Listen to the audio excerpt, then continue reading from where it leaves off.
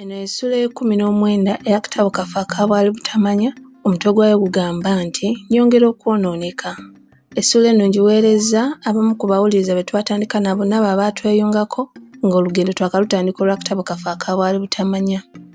Mahogany Shah, Fik Mash, Sheikh Faisal, Muwonge Fred, Maxine Ballard n'abalala amannya gannemye okutegeera naddala aba TikTok. Nsiima nnyo nsiimira ddala mpozi n'ekirala omuwuliriza yenna bw'osanga akawunti ya TikTok n'osanga ng'akatabo akasomebwa okaagala nnyo nkusaba n'obuwombeefu bambi tolikinga videos zange zonna. Likingako 2-3 wetooloolemu onodda likingeyo n'endala ogenda onnyo ku mazzi bw'otyo. Bw'obanga mu butuufu oyagala kumpa likes ezisinga ku 2 oba 3 bwetyo bwe tuba tukikola tekiri advisable okulikinga videos zonna omulundi gumu. Essula y'e19 egenda bw'eti. Obutaba na mukazi mu maka mbuuza nti ova mu matumbi g'obudde Nyongera bwongezi kuleereeta ensimbi ze zokka ezansalangako lwe zimbuze lwe saasobolanga kugenda mu bbaala oba mu bifo ebirala bye batunda enguuli. Nagenda njiga mpola okufumba omutwe nsobole okwetuusaako bye njagala. Lwe nagendanga mu bbaala nga nina ensimbi ne nsangayo omukazi ayagala okunywa ng'olwo kineetinda.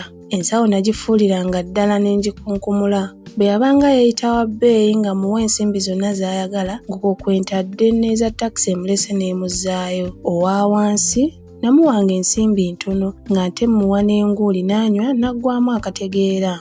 Okusobola okufuna ensimbi ennyingi ez'okunkyakaza nakwana abafumbi b'emitwe ne tutandika okugifumbiranga awamu.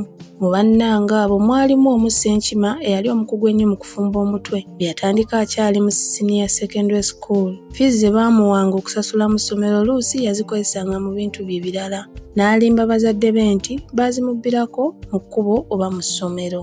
Namala ebbanga ttono nga mmaze okwegatta ku Ssenkima mu bikolwa eby'okukumpanya n'obulimba n'ampa akatabo akaabaamu empapula ezijja ensimbi mu bank ke yalabbye ku musajja omu Naggagga. Katabo yampeeramu n'ebiwandiiko okwali omukono gwa Naggagga nannyiniko. Ssenkima yali nga mu kukoppa emikono gy'abantu tewali amuwunyamu.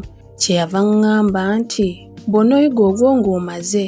Omukono gwa Naggagga nagwefunyirirako okumala ennaku 3 n'engukaza. Waayitawo ennaku 2 zokka nga mmaze okuguyiga, mmotoka y'ekika kya Land Rover Naggagga n'emutomerera mu yiye Benz Mercedes n'emuttirawo. Musajja wattu yagenda okufa nga tannamanya nga akatabo ke baakamunyakulako dda. Waayitawo ennaku 10 nga Naggagga amaze okufa ne ngenda mu bbaala eyali esinga okubeeramu bamalaaya ab'ebbeeyi. Nasanga beeminsa ne busooda. Bwe nnyingira ne ndaba nga batunulaganako nga balinga bagamba nti oyo yagwa edda addukidde ki wano. Saarwa ne ndabamu eyali asingidde ddala okwemyusa ne mugamba nti jjangu kuweemu. Yannyomerera n'abanga atayagala kujja. Kyenava mugamba nti mwendi nnyo nagenda okulaba ng'ajja. Ssaawa zaagenda okuwera 6 ez'ekiro nga naakagula bbiya wa shillings 10 mu bbaala baatugobamu bugobi nga bagiggala. Twali tufuluma ne mugamba nti anti tugenda wange gy'ojja okusula. Ne yanziramu nti ze abankyaza bampa shillings 10 nga nsuzeeyo. Ezo zirina konze nti nze nja kukuwa 2. Essanyu katali mutte ng'awulidde shillings 2. Takisi eyatutwala nagisasulira shillings 2 eka nalinayo eccupa ya Uganda waragi. Eyo nayo twaginywa ekiro ekyo ne tugibuusaawo. Enkeera tetwalina kyakulya oba kyakunywa kyonna kubanga nze saagulanga mata oba amagi kubanga nalabanga bya nsimbi nnyingi. Omugenyi yali agenda ne nzigyayo akatabo munnange ke yabba ku Naggagga ne ndabamu akapapula kamu ne nkayiwako omukono gwa Naggagga ng'omugenyi muteereddeko shillings 2 nga bwe namusuubizza. Yagenda abuganya essanyu. Manyi bamalaaya basanyukira nnyo ensimbi eziyita mu makubo ago. Omugenyi olwava akatabo ka bbanka n'enkaza mu buyonjo gye nakakukuliranga. Omukazi olwalagayo cheque aba bbanka ne bamubuuza 45 gye yagijja kubanga baali bamaze okutegeezebwa mu butongole nti Naggagga yafa ate nga waali tewannaba muntu akkirizibwa okujja ensimbi z'omufu mu bbanka. Balaba byayogera abitamattama ne bayita abapoliisi. Bakuntumye ye yamukunguza okumutuusa ku kitebe kya poliisi. Baamubuuzanga gye yajja cheque y'omufu eyafa nga talina kyannyonnyola kitegeerekeka. Yalaba bagenda okumuggalira mu kaduukulu n'alaajana nti omusajja Kasolo akole wa DC yampa akapapula ako nfune ensimbi ezo. Nagenda okutema n'okuzibula nga abapoliisi 2 bantuuseeko mu ofiisi nga baŋŋamba nti tukwetaagako obujulizi ku poliisi. Konze nti obwaki? Ko bo nti onoobimanyira ku poliisi. sijja kukulimba nagenda nfootose anti naawe olugero lumanyi bakuyita embuga si buganzi. Bwe natuuka ku poliisi ne babuuza omukazi nti oyo yakuwadde cheeke eno ko ye nti yooyo ddala. Awo we nneecwacwanira ne nkamala. Omukazi namubuuza nti oloota oba oliko lubaale? Ogwo omukono oguli ku cheeke gwange ye cheeke nandibadde nkuwa yaaki? Mu bbanka eno ninamu ensimbi? Awo n'abapoliisi bwe baayongera okumubuuza nti obanga oyo yakuwa cheeke eyo nga bw'ogamba wamuguza ki? Ko ye nti sirina kye namuguza. Ko bo nti omuyita otya? Ko ye nti sirina bwe muyita. Omukazi yali ddala kunninga kubanga okubba cheeke y'omuntu n'agitwala mu bbanka gwali musango mubi nnyo, ate n'okwatula nti ensimbi zaamusasula lwa kwetunda nagwo nga musango gwa nsonyi. Tewaali bujulizi bukakasa nti naggagga ye yaleka awandiise cheeke eyo kubanga omukazi teyamulinaako bumanyi bwonna. Ate olunaku olwali ku cheeke lwero lwennyini omukazi oyo lwe yava ewange, naggagga teyalina nsonga emuteesa ku cheeke olunaku olwewala mu maaso kubanga ensimbi yalina ntoko ng'ayinza kugamba nti kaakano sirina nsimbi mu bbanka nkuwe cheeke naye oligitwalayo nga wayiseewo ennaku 10 nga mmaze okufunayo ensimbi. Olw'okubanga omukazi yali tavunaanibwangako musango mu kkooti, abapoliisi baamulabulabulabuzi nti bw'oliddamu okwagala okubba ensimbi z'abantu ne tukukwata tugenda kukusimba mu kkooti. Bwe baamala okumulabula ne bamuta. Ensimbi kye zibeeredde ez'ekitalo bwe natandika okuzifuna mu makubo amakyamu ate nazo ne zeeyongera obutabaako kye zingasa. Kale nali sirina mukazi gwe ndabirira mu maka oba abaana, n'olwekyo nandibadde neeyongera okugaggawala so si kwavuwala. Okusula obumu mu nnyumba n'okwefumbira n'okweweereza buli kantu nalwadda ne mbikoowa. Kyennava ngenda ewa Faisi ne mugamba nti kabiite nzize okukwetondera olw'ebisebo byonna bye nakukola. Njagala tuzzeewo omukwano gwaffe nkutwale mu maka go ofumbe. Sayira ky'oyagala kyonna nkugatte. Munnange yanziramu nti nze Faisi nga bw'ondaba nkyayinza okubeera n'omusajja omujoozi nga ggwe ate nga talina kyangasa. Yita mukazi wo Nakakaawa gwe wasuubiza okubeera naye okutuusa okufa lwe kulibaawukanya. Faisi namwegayirira ne njagala n'okukaaba era n'agaana.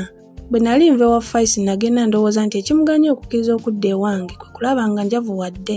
Neefumiitiriza ne ŋŋamba nti okufuna omukazi ayinza okukkiriza okubeera nange teekwa okuba n'ensimbi ennyingi. Ekyokulongoosa empisa zange saakirowoozaako. Nayongera okufumba omutwe n'enzuulayo ekkubo eddala ery'okufuniramu amangu ensimbi ennyingi. Bwe nagendanga ne DC ng'agenda okusonyiwa omusolo abakadde ne bakateeyamba ab'engeri endala nga mmanya nti okufuna kutuuse. Bwe nawandiikanga enkalala z'amannya g'abantu DC baakendeereza ku musolo nga nina byenkyusa mu biragiro bya DC, omuntu gw'alekedde okuwa shillingisi 9 nayinzanga okumuwandiikako shillingisi 4 naye n'abaako kyandabira. Abamu nabawanga tikiti ezibajjira ddala ku musolo. Abo be baasinganga okunkwatira ekyamaanyi. Ekkubo eryo nalifunamu ensimbi nnyingi ne ntandika n'okunyirira. Lumu natoola shillingisi 1000 ne nduwa kabona nga bazimba essinzizo ly'ewaffe. Olwo nange lwe bantenda okwagala Katonda wange. Bagamba nti bukyambirya omunya gujjiira ku nju. Omusolo gwa gavumenti nagulira mwaka gumu n'ekitundu ne banvumbula. Ekyanvumbuza ze kopi z'enkalala DC ze yalekeranga abaami. Baagenda okulaba ng'abantu abamu DC be yakendereza ku musolo ate ku nkalala ezange basonyiwe. Bwe bannyimiriza ku mulimu ne babalirira nga gavumenti nali naakagibba shillingisi 1,000 n'ekitundu. Nali nsobodde n'okuterekawo siringi eziwera 1000. Bwe bampawaabira ne ngula pulida mpolereze naye ensimbi ezamugula zaafa busa kubanga ebyokuntaasa bye yawoza tebyalimu nsa. Omulamuzi kyafa nsindika mu mbuzi ekogga maleyo emyezi 18. Bannange ennaku ziri mu busibe, endya n'ensula byali bibi nnyo. Okuva lwe nnava mu Kakofu Junior Secondary School nali siryanga ku mmere embi nga gye nalira mu kkomera. Ninaakamala emyezi 4 mu kkomera maama n'afa. Nasaba ngende muziikeko ne bagaana okumpa olukusa. Naye singa banzikiriza okugenda oba nanditunudde ntya nga ndi mu byambalo by'obusibe.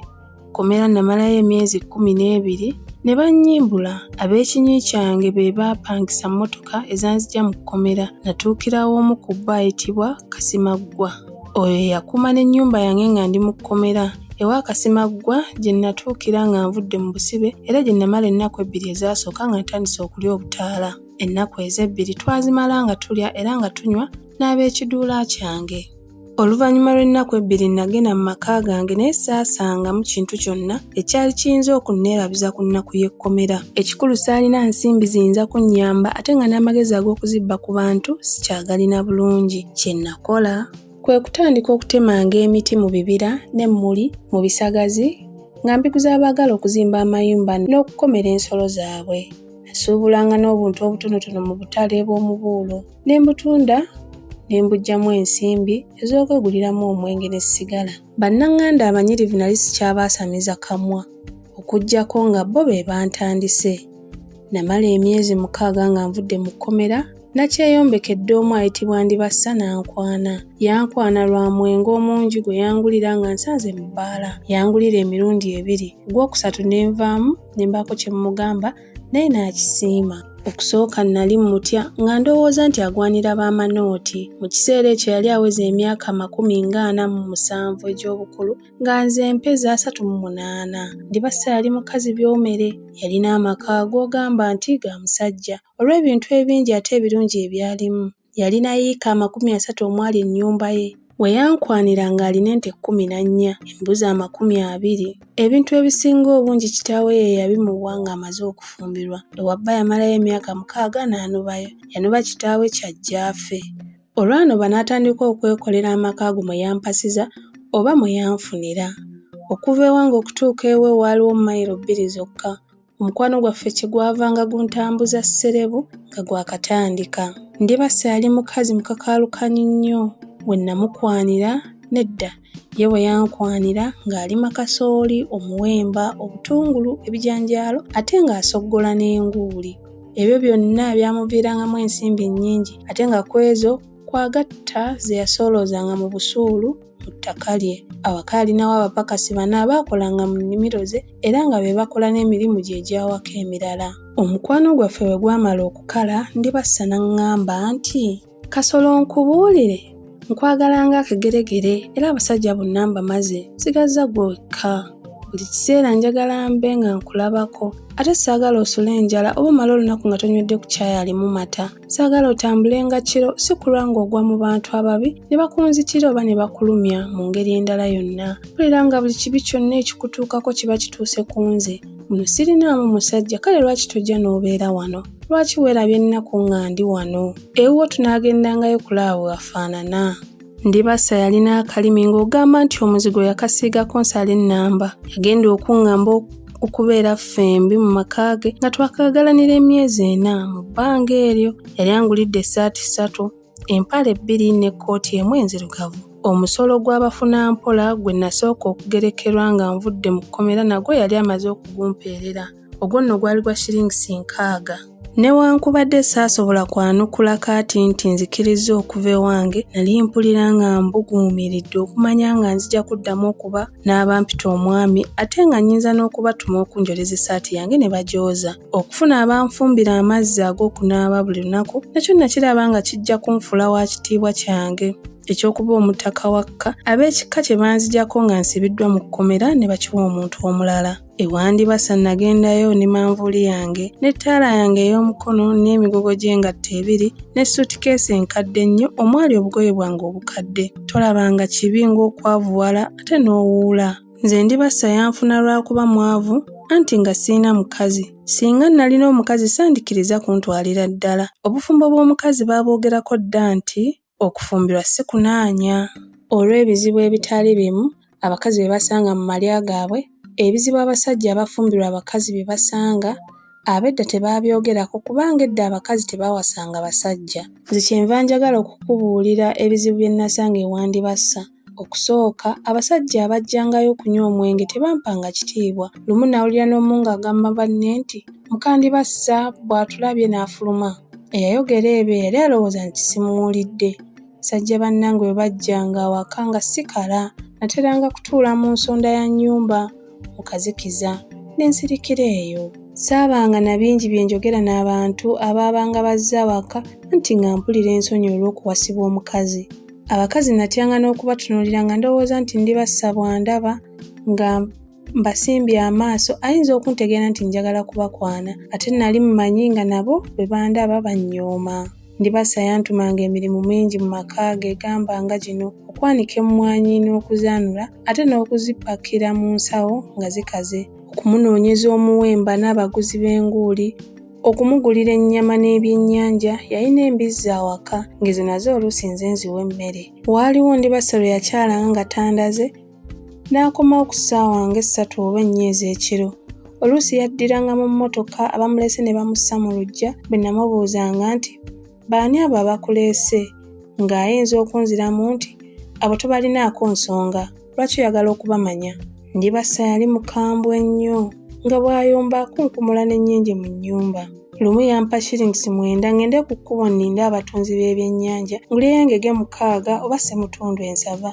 Saalwa ne ngenda mu masaŋŋanzira abatunzi b'ebyennyanja mwe baateranga okuwummulako nga tebanneeyongerayo mu butale obunene. Nabalindako essaawa ng'emu nga tebajja ne neeviirayo ne ngenda ewa munnange Kawaase eyali awo okumpi n'amasaŋŋanzira. Bwe yandaba n'aggyayo eccupa eyanneerabiza okugula engege ze baali bantumye. Nagenda okutuuka ku kkubo ng'abatunzi baazo baayise dda. Kye nakola kwe kudda eka ngule wange olwannengera n'ambuuza nti munaffe engege ziruwa? Ko nze nti ate nzirabyeko anti nsanze abazitunda baagenze. Ko ye nti nga bagenda wa? Kasolo tojja kubba? Ojjidde oyiga okulimba bw'otyo? Ab'engege bakuyiseeko nga weepika mwenge wa Kawaase, lwaki toyogera mazima? Bwe nawulira ng'omukazi aŋŋambye okubba ne ntabuka omutwe ne mugamba nti ani gw'ogamba okubba? Kiddemu nkukube. Okwogera ebyo nakuba jjinja mu njuki. Yajja yeekanduula ne yeesimba mu maaso gange n'ambuuza nti kasolo ogamba okukuba ani? Nze akulisa ne nkusuza ne nkwambaza ne nkuweera n'omusolo? Nze oyagala okukuba? Fuluma mangu mu nnyumba yange oddeyo mu yo. Yali alowooza nti bw'anaawulira ekyokungoba mu maka ge n'entya, nze nga bwe sinywa guteeka saamuliiswa ne mmupa kyempi 2 n'aleekaana nti ekisajja kinzita. Nali ngenda okumwongera olwokusatu basajja be ne banjiikira ne bankwata ne bannyweza. Yali abasajja bankutte ne yeekandula n'ayingira mu nnyumba n'aggyamu kisutikeesi kyange n'ebintu byamu n'akikasuka ebweru nga bw'agamba nti ebintu byo biibyo, genda toddanga wano. Kumalidde ddala, seetaaga kukulaba wano olunaku n'olumu. Nagezaako okumwegayirira nti tosuula bintu byange bweru. Nze bwe nagoba nnakakaawa saamusuulira bintu bweru. Naye omukazi yagaana okumpuliriza. Nalaba yeeremye ne nsitula ekisanduuko kyange ne nkwata eridda ewange. Olwayingira mu nnyumba yange ne neggalira ne nsirika becce. Anti nga saagala abantu kumanya mangu nti omukazi angobye. Ennaku y'okugobwa omukazi mu maka ge yalwawo nnyo ng'ennuma nga sirina na kye nnyinza kwekolera. Ekiseera bwe kyayitawo ne ŋŋuma ne ntandika okukolera abantu obulimu obutonotono ne bampamu ensimbi ze nagulangamu omwenge ne sigala kubanga ebyo nali siyinza kubirekayo. Waayitawo emyezi 7 nga Ndibasa amaze okungoba mu maka ge, abaami ne bankwata nga sinaawo musolo gwa mwaka ogwo. Baatukwatira mu kkubo nga ngenda kutema miti mu kibira. Baatukwata abantu 9, ffenna ne batusiba ku muguwa gumu nga guli mu biwato. Bannaffe abalina emisolo emingi babassaako n'empingu ku mikono. Bwe baamala okutusiba ne batubungeesa mu kyalo nga banoonya abatawa musolo abalala. Munnange, abaami bwe batutuusa mu luggya lwa Ndibasa ne batulagira nti musitame wansi. Bwe twamala okusitama, abaami ne bayita abasajja ba Ndibasa babalage tikiti z'omusolo. Buli musajja eyavangayo nga ne tiketi ye ali nayo mu ngalo. Nze nakutama nnyo wansi abasajja baleme kundaba. Kazzi ng'omu yali ammanyi ennyo yanneetegereza dda. Nagenda okulya ng'agamba banne nti owabayira aliwa bamugole waitu nawe takuha musolo. Twali tusitula okuva ewa Ndibasa, omwami omu n'amuyita n'amugamba nti owange singa musajja wo n'omuyambye n'omujja ku kagwogwa. Ko Ndibasa nti tombuulira musajja ki oyo atamanyi kwerabirira. Afuna ensimbi n'azimalira mu mwenge ne mu bakazi ne sigala. Olwamala okwogera ebyo nga yeddirayo mu nnyumba ye ng'abaami batuwalabanya okutubunya ekyalo. Eyo gye baatulaza gye nasanga omwami bwe nali ntemera emiti. Bwe yandaba nga ndi kumuguwitsa ne kimukwata. Omusolo gwe baali bammanja n'agumpeerayo ne banta. Baali ne bammanja shillings 60 zokka. Ekiro ekyo sseebaka ku tulo. Nasula ndowooza ebisolo byange byonna ebyantuusa ku kusindiikirizibwa ng'ekyonziira okuva mu maka ga Ndibasa ate n'okukusibwa mu kkomera. Namanya nti singa seeyonoona nzekka ebyo byonna sandibituuseeko ate nange nandibaddeko eby'omugaso bye nandikoledde bantu bannange nga nkyalina amaanyi g'obuvubuka. kyokka nayambibwa ne neddamu nga sinnakaddiwa ne nnongoosa ku mpisa zange ne nsobola n'okutuulangako n'abantu balamu nga bw'ogenda okuwulira olwo nali mpeza emyaka 45 egy'obukulu. Essula y'e19 awo wekomye. Ssuula esembayo eya 2 erina omutwe gugamba nti nnongoose empisa zange.